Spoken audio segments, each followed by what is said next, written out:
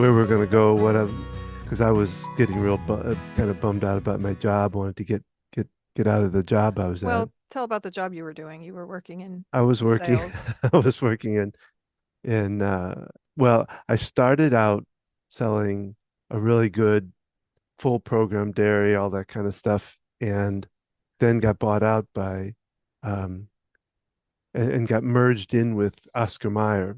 So I was selling hot dogs, and then I was selling coffee and Well, then it all was this stuff general that I just sales. really didn't want to deal with, you know. But your job was traveling, I like was traveling, yeah, because three I three weeks out of the month you would be gone for at least 3 or 4 nights. and that was where that and that's where my planning started when I was, making the ideas of what to do in the future. And that's when I came across that computer company, and I can't think of their name right now. So Don had been working and traveling a lot, and we talked about having a family. And we talked about not wanting someone else to be raising our children, that we wanted someone to be at home and that I could work as an occupational therapist. I had a job really close by. I could reduce my hours and you could grow a business. And so you found this, Well, I not sure found how this. you found it. Yeah, well, I think it was, yeah, at that time you got mailers, I think, if I remember right, and you could buy this computer, and this was back, oh gosh, when I think it was 95, before, yeah. yeah, right around Windows 95, even, and I think it might have even been before that. And with this program, there was like a whole list of things you could do with this program, and I picked on uh, two different things. One was, and one I really kind of pushed on was the one at that time I called it Traveler's Friend, It was which a I was, it was a phone tree. You there's a called phone in tree, and could find out whatever city you're in. and I did Good. everything with it. I mean, I made little posters for inside uh, hotels, and you and I think both worked on, you know, putting in this information about different hotels, Churches, like if you were new churches. to an area, where how you found out. So basically internet, but by phone.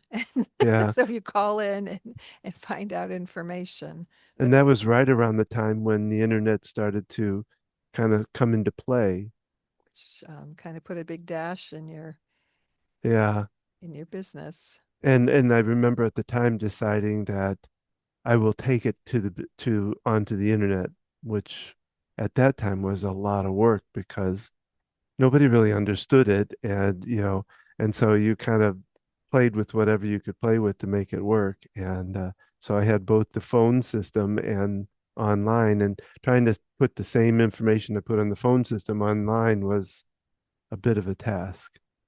Um, and I remember at the time too that the lady I went to, she was really good at the first part. She would take in all this information and put it on, but she kind of got tired of it, and we had a bit of a out and about with it. But uh, at that point, that's when I decided to go into web business myself. I started building my own website because I had like a week before she was going to shut me down for some reason. So I just really quickly figured it out and able to switch it.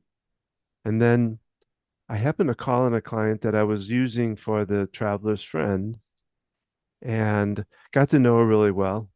And she said, "You built your own site, didn't you?" And I said, "Well, yeah, I did."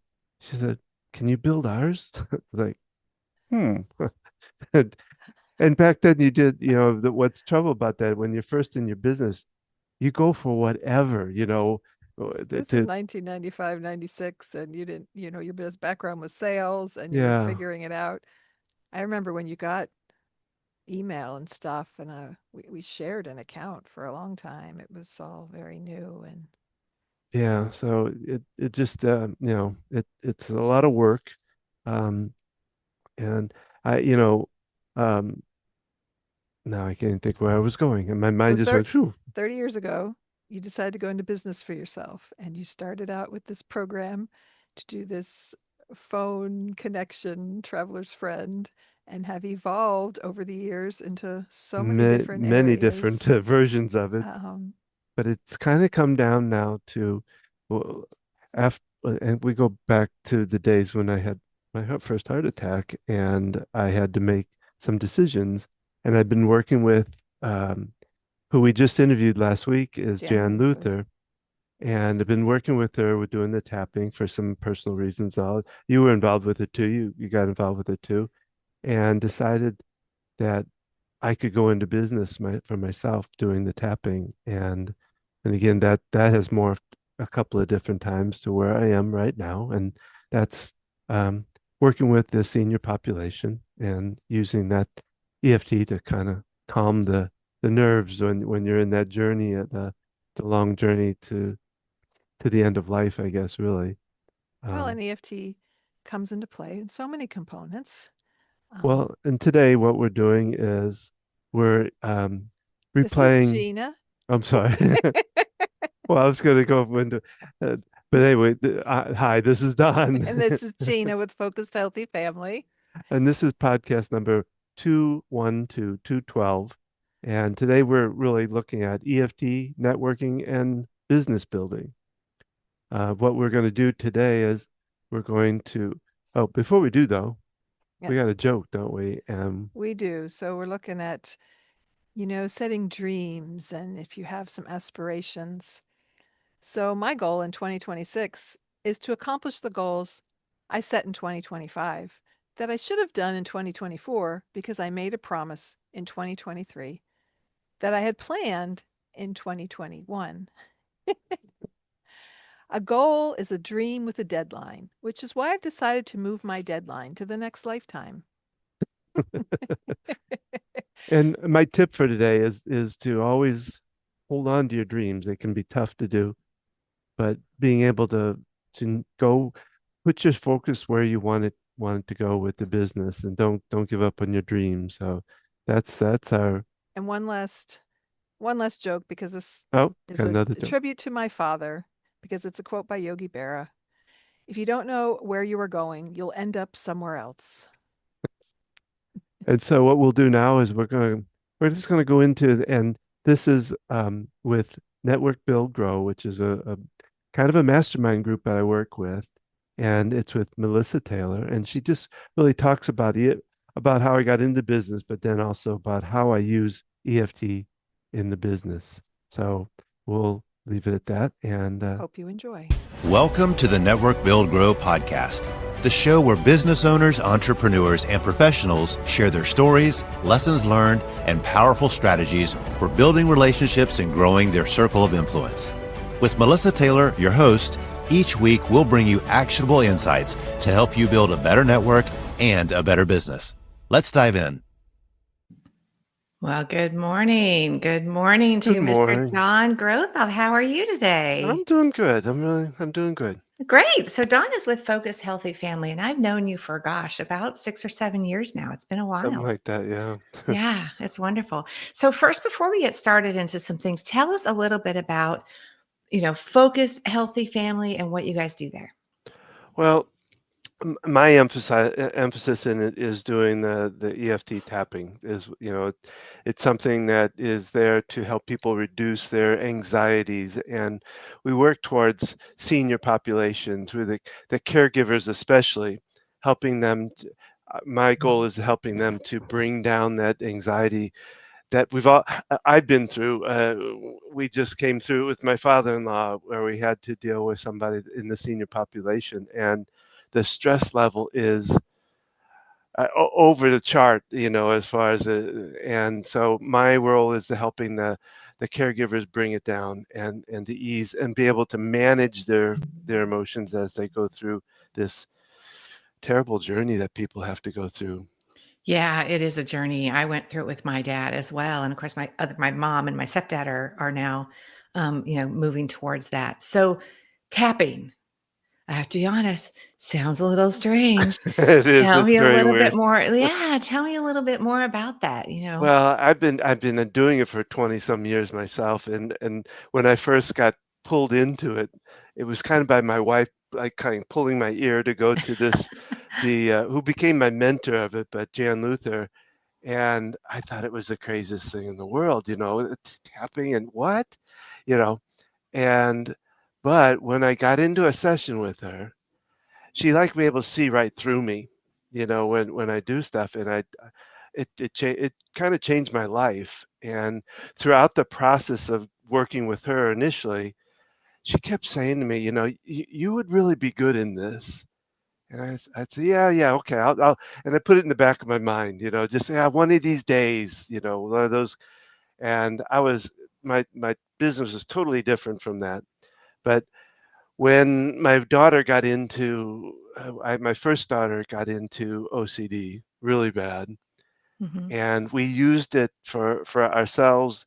We also used it some for her, but a lot of it was for ourselves, just to, because it was, I mean, this journey where I just did with my father-in-law wasn't half the journey of what I went through with the OCD. It was a very tragic time for us, Mhm. and being able to get through it and be able to hold our sanity while we're there Right. was a lot. So this tapping process is just a method of, the way I like to put it is, if you think about your home, think about the electricity or energy coming into your home, comes in through a big wire that's outside, and it has to be distributed out to all the computers and the lamps and all the things in the house. It's done through the wiring in the wall. Well, our body is very similar to that. About 95% of what goes on up here is electrical or energy, and our whole body needs that energy. Our cells, our organs, our brain, everywhere needs that. And so within us, we have what I call invisible wires, these little pathways that distribute that energy. They're called meridians. If you've ever done acupuncture, you put those little needles along those pathways of that energy. Well, instead of doing that, we literally tap on the end points of those pathways to get them to calm back down, because when we get into a traumatic place, Mhm. those things get fired up and they set us into fight or flight, which is really what anxiety is, what stress is. And so we have to get them back in alignment. We have, because what it's doing, it's setting that fight or flight up, and that does some physical things to us that most people don't think about. In Hmm. our body, it's building up cortisols and adrenalines and things like that, which are great for, we got to step back. What it came from, what I think was cave days, Right. when Yeah. they had to be worried about the next, what a terrasanal, whatever those, Tyrannosaurus Rex. yeah, those things attacking us. And so it was there to build up our strength, get us strong for having to deal with that, either run from it or deal with it.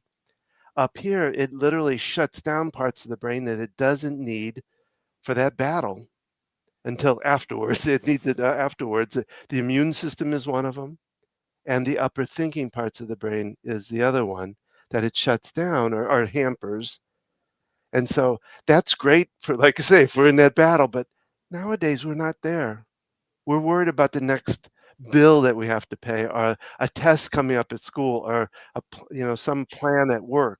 Yeah, it's not a No, like a death facing death or facing that, nothing yeah. will happen. Mhm. Souls build up. I really think that's a lot of what leads us to the diseases that we have going on. Mhm. We got a lot of these things going on, an immune system that's shut down, that uh, kind of, I can't do anything, I can't help you any, because it's shut down. So, Yeah. How so interesting. that's what I do. I try to help people, and I've seen some amazing stuff with it. So, Yeah. How many years have you been, doing this well, I've been work? doing for probably 23 years for myself, and Okay. then I've been in practice now going on 14 years. 14 years. Yeah, Wonderful. That's great. So now let's talk about the business side. So that's what sure. you do. Yeah. So the business side, what has been some kind of pivotal things that you have learned in running a business for yourself? Well, the pivotal thing, and it's tough because I feel like I've kind of gotten to this place now, but there's, you go through, especially when you first start out a business, you're trying to do this and that and this. I can do. Oh, sure, yeah. My Do it first all. business, yeah, I was doing web design, but I was designing art, art ads and stuff like that, and doing all this stuff, and it was just spreading myself out too thin. Hmm. And as I've gone through my business, it's morphed so many times. And you got to keep your focus on what you really do. And I think this is where I finally, after how many years now of doing this, I think I've really kind of got to that place, but it Hmm. took me a long time to get there. Yeah. So when you stay focused or kind of zeroed in on what you're good at Yeah. and then get other people to do the other stuff. Yes. Yeah. So if people are starting their business, how do they do that if they can't afford it? Well, I did it. I guess I can open up now, but I worked for Kraft. I was in corporate, Hmm. and I did it in between. I was Yeah. fitting things in, deciding to do things.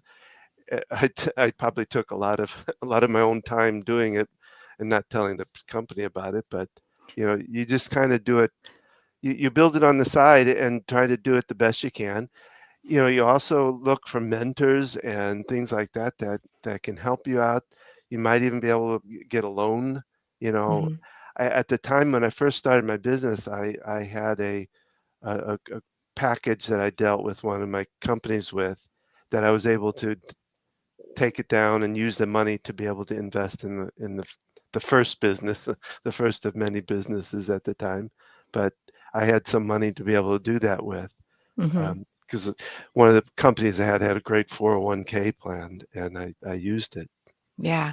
I think some people say that, you can also go into what's called like good debt, Yeah, investing in a business that can see has a return coming back yeah. You, is not a bad thing. you borrow off a credit card or something like that. Yeah. So interesting. Okay. All right. So now also, so all your businesses that you have had require customers, clients. So, and they, Oh, so those that, things. I know those things, right? Those pesky little things. And they require knowing other people, building kind of a community and knowing other people that can refer you out, knowing other people that know what you do. Hmm. So, how much has networking played into the businesses that you have Oh, owned? well, I've gone through, gosh, from day one, I've gone through all the different uh, networking groups there are. I've done what's the one that you have to pay for, all of that kind of stuff. So I've been through all of those. In fact, I got kicked out of one of them for whatever reason. I don't remember at the time, but what I you know what when I came to NBG, Hmm. it wasn't about the next sale you could send out, the next thing you could put out. It was the ability just to meet people and connect with people, and I've connected with quite a few of those ones in the group. That's what makes a difference to me for why I've stayed in this long, because a lot of these groups I'd stay in for a year or two. Hmm. um, but and with my business, it's a tough business anyway. For me, Hmm. talking about this weird thing, they don't always get it, and they don't always give me the leads that I would need, kind of thing. People have to get So to know you, really know you, because yes, it's a strange kind of thing. yes, Yeah. and I've gotten to know the people in this group, and that's what I say. That's why I've stayed in it as long as I have, and Hmm. done all the things, because it it's my. I think we called it what you call it a name. I can't think of it now. It's not coming to me, but it's not a networking group as such. It's more of a, my mind can't come with it. Well, we, W- we talk a lot about collaboration and strategic yeah, business alliances and, building those referral systems, yeah, not and just prospecting. I think yes, a lot of networking groups do that as well, but there are still some out there that are still more prospecting groups. yes, and Yeah. you get the more local companies that are the plumber, all that kind of stuff, that they don't help me a lot. I mean, they could if they really deeply knew what I was doing. They could probably see all the anxiety people they deal with, but Right. that doesn't lead for me. Yeah. You need to really build strong relationships with people who are going to take the time to understand what this tapping thing is. Yeah, yeah, Yeah, which just I would assume that takes a good bit of time for people just to kind of repeatedly seeing you and understanding it and yeah, hearing your stories. yeah. Well, Yeah. and right now, the way I've kind of come right now, I'm kind of rebuilding my business. So I work with a naturopathic doctor, and that's where most of my clients are built into his program, and I'm trying to extend that out of that area. Gotcha. Wonderful. Yeah. So, okay, so let's talk about that. So, networking is, I love it, and one of the things we talk about with clients and inside Network Build Grow is those strategic business alliances. Hmm. So, one of the things that you probably align with are naturopathic doctors. Hmm. I think we had a conversation one time, and chiropractors, oddly enough, aren't necessarily the best connection for Well, it you. just, I don't know. Haven't They had a lot of luck with that. no, I've dealt with quite a few of them, and they I hate to say it, they kind of have some. The ego is a little bit on the strong edge. Let's put it that way, and I haven't been able to do anything with them. I've had a couple that do acupuncture, and we really fit well with that because, Hmm. in acupuncture, you have to do it there in the office and do it. Whereas this, you can take it home and do the same thing. Hmm. And so that's one of the areas that I've been kind of working on. The naturopathics they haven't really recognized what this can do for them. And I've done a Yeah. lot in the time I've worked with a naturopathic doctor. Gotcha. Wonderful. So those types of are good referral partners. When you look at people coming into the networking world, what's some advice that you would give to them about like how to kind of go about figuring out how to identify who would be good referral partners for them, good strategic business alliances for their business? Well, the first one is being consistent in it. Don't come in and expect the first month you're supposed to get, 7 leads from 6 people or something. Um, you need to be able to give it time. You need to really take some time and kind of talk to the different people in the group and even have little coffees with them, things like that to get to know them a little bit so Hmm. you can understand what they do. Once you get to understand it, then you can work on talking to them. You want to go about it slow. The other thing is that you don't want to rush in and give them your pitch right off the bat and expect it all to be great. You want to be Right. able to just talk with them and slowly build your relationship with them. And by Yeah. doing that, then they start to know who you are and what you do, and they can help you with that. Yeah. Now I know that you also have a podcast. You're still doing your podcast, is that Yeah, correct? yeah. Yeah. Gina and I, like I say, we were going to work on a business together, and we're still. It might take a while to get that part of it, um, but we started to doing because she's an occupational therapist, and she knows the ins and outs of every bit of the journey that we've gone through. We've done it too, but she's also been working in it. So Mhm. we like to get out there and give information about seniors and about a lot about caregivers and all the Mhm. different facilities. We've done interviews. We've done her talking.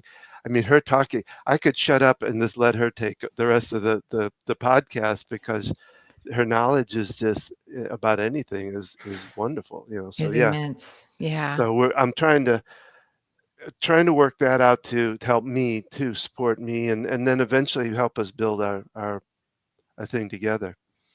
Yeah, so that's wonderful. Have you ever used your podcast in a to be able to reach out via your networking kind of Well, environment I or ecosystem? what I do with the podcast, we have a program that'll break it down into. I can get it as short as like 1 minute if I really want to, Mhm. but it breaks it down into that, and so I put it out to social media. Mhm. Um, I don't know, I haven't. I probably need. That's one thing I haven't think about is the Mhm. people that's in the group and kind of letting them know and asking them to pass it around, kind of thing. Yeah, I think that would be a interesting way. Um, lots of times we use our network to actually spread the word about what we're doing. So we're not asking them to send us clients. We're just saying, hey, just Put it out kind of let there. it, yeah, just let other Yeah. people know what we're doing. So, all right, well, let's do a few rapid fire kind of Uh-oh. questions. I know, right? So, this first thing that comes to your mind, what's your favorite way to stay top of mind with people in your network? I've been communicating with them. My nurse, the naturopathic doctors, I've been sending them letters. And I'm trying to do it once a month, just sending them articles, whatever it might be, with them because it's hard to get them to notice anything. And I figure a letter will get at least in front of them. Yeah, so they're talking like the actual snail mail in the And mailbox with a it stamp on it. seems a little slow, but like I say, I don't think they pay attention to I think uh, it's great. online or emails or things like that. So yeah. I'm a big fan of in the mail. I mean, just the other day, I got a whole book from Amazon. Oh I my. mean, the number one, online retailer, and we got a book of toys for Christmas from Amazon. Oh So yeah, we get those I'm too. a I'm a big fan of in the mail. So okay, now next question. What's your number one tip for starting a conversation at a networking event with somebody? I think it's just a matter of walking up and say, "Hey, Yeah. how you doing?" I, I don't think there's any big statement you have to say. Yeah, we always go with that. Oh, what do you do? And that's kind of good, but to me, it's kind of cliche-ish. I don't know. Mhm. You might notice something on them. Oh, I like your jacket or whatever. Start something like that, or just walk up and say, "Hey, how you doing?" Yeah, we don't have I'm to overcomplicate it. No, that's I think we get too, I think it's why we get nervous too, is right? What do we say? Should we No, just, "Hey, I'm kinda new to this group. What do you think about it?" Something like Yeah, that. have you been here before? Have you Yeah. been to this group before? Just anything. Just don't don't overthink it. Yeah, yeah. I Yeah, it's crazy. Yeah. Okay. What's one way that you kind of, well, I guess you kind of answered this with the letters, but what's another way that you maybe add value to your network, not necessarily like the doctors that you want to work with, but just your network in general without expecting anything in return, just a way that you add value. well, I like to be able to tell stories about, I have, my favorite lady that I got on an airplane that couldn't fly on an airplane and got her to fly to Australia. you know so I like to share those kind of stories and know that this is real, that what I do has a lot of merit to it. Mhm. So yeah, I think one of the other ones I would do is share stories, share articles, whatever, to let the group know. Yeah. Yeah, that's really a good idea. Okay. And then last question. What is a tool or an app or a system that you use to manage your connections so that you don't let people slip through the cracks? Well, I just recently changed over to this mailer light. I was doing the other one that we'd had, and I just switched to it. Was a little cheaper, but it really does the same thing, and I really kind of enjoyed it. So it Good. it's a way of sending out emails, sending out texts, different things to different clients, and I've got a list of about 500 right now, and you and I are working on trying to grow and build that and get that level up, and get the right mail people on that list too. So that's Yeah. that's that's a big one that I use a lot. Wonderful. So if somebody wanted to, just kind of dip their toe in the tapping waters, what would be something that you would suggest that they do?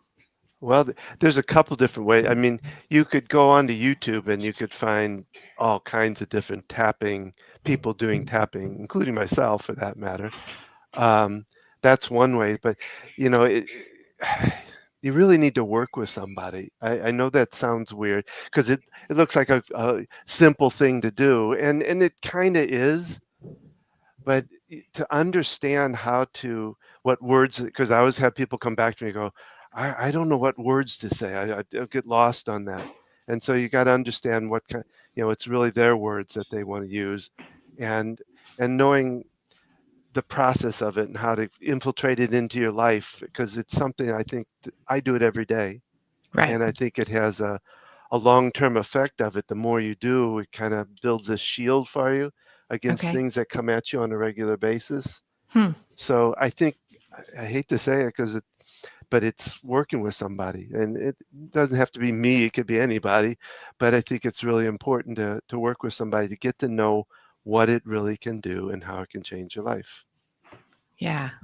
Well, thank you very much for taking the time to speak with us today. And we'll make sure that your information is in the show notes so that people can get in touch with you. Well, thank you. I really appreciate it. You're always fun to work with, Melissa. So we Well, love it, thanks. you know. Thanks. We'll see you soon. Thanks for tuning into this episode of the Network Build Grow podcast. If you enjoyed today's conversation, be sure to subscribe, leave a review, and share it with a fellow entrepreneur or professional. And of course, if you're not yet part of our community, visit networkbuildgrow.com to connect with us. Until next time, keep building and keep growing. This is our podcast for today, and we hope you really enjoyed it. We'd love to hear from you, like Gina's saying. We'd love to hear more comments so we can turn it into our next podcast and answer those questions for you. Make sure to leave us comments wherever you're doing this from, whatever platform you're getting it, and make sure to subscribe to us. I would love to have more people subscribing to us. You can find out more about us at our website, focusedhealthyfamily.com, where we can talk about what Gina and I do together. You can do the EFT, the tapping process that I work with. I'm hoping to open up my monthly tapping sessions that I do on night, usually like once or twice a month. I do them. And you can find out how we can help others that might be going through the caregiving of a loved one that are having struggles. We can help in both those arenas.